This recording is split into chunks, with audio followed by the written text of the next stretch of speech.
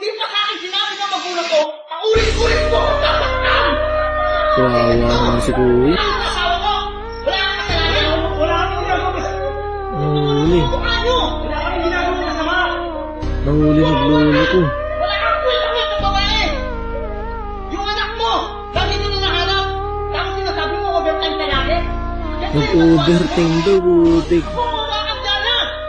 Nag-overtime daw, naglolo ko na pala. Ayan na, nahuli ka na.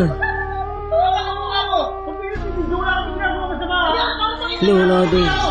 Ikaw po matapang na! Ikaw ay matapang na! May nakita ka! Ikaw lang naman nagsabi! May nakita ka! May nakita ka! Ano kami? Wala kang Sakto to, huling-huli na eh. dito kami! Hinahanap ko sa asawa ko! May kahapon Huling-huli na eh. nyo! Ano, asawa mo to? Ha? Ano ah? Huwag ginagawa! Huwag kang ganyan! Huwag kang maliwanag ka! Huli-huli ko na! Huling-huli na eh. Huli-huli ko na itong lalaki mo! Hindi na ako pag-usapan ko! Hindi sinabi sa akin ng mga magulang mo na ganito ang ginagawa mo! Grabe talaga itong mga babaeng to. Wala ka! Lahat! Ito! Grabe pagkamahal na itong lalaki na to. Ano pa mo? Galit na galit si kuya.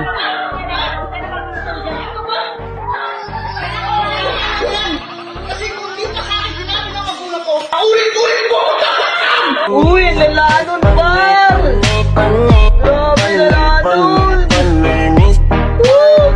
Nag-overtime sa empate!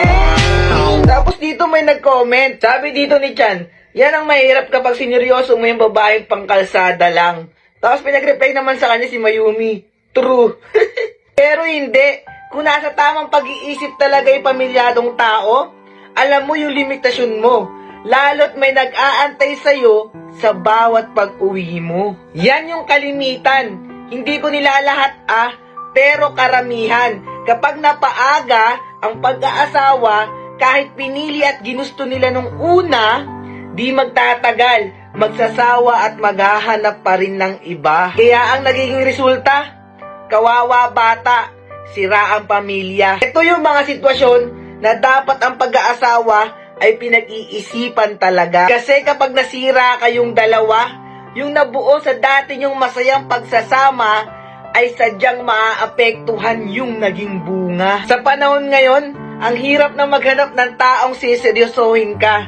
Kasi karamihan, batak nang makipagrelasyon sa paiba-iba. Pero kapag binigyan ka naman na, ikaw naman itong hindi nakukontento at madali magsawa sa kanya. Tapos sa huli, ikaw pa'y nagmumukhang paawa sa iba na feeling mo, ikaw pa yung naging biktima. Hahabulin yung anak na dating tinatakbuhan. Maghahapla sa korte, makuha lang yung bata at wag lang sa kanya mawala. Na dati halos wala siyang paki kung sa buong araw ba ay hindi niya ito makita. Kaya para sa mga pamilyado na dyan, ang bawat pagkilos ay masusi niyong pag-isipan. Dahil sa sugal niyong papasukan, habang buhay na pagsisisi ang nakataya dyan. Gamitin niyong mabuti ang utak niyo. Dahil sa mali niyong paggamit niyan, sira talaga ang buhay mo.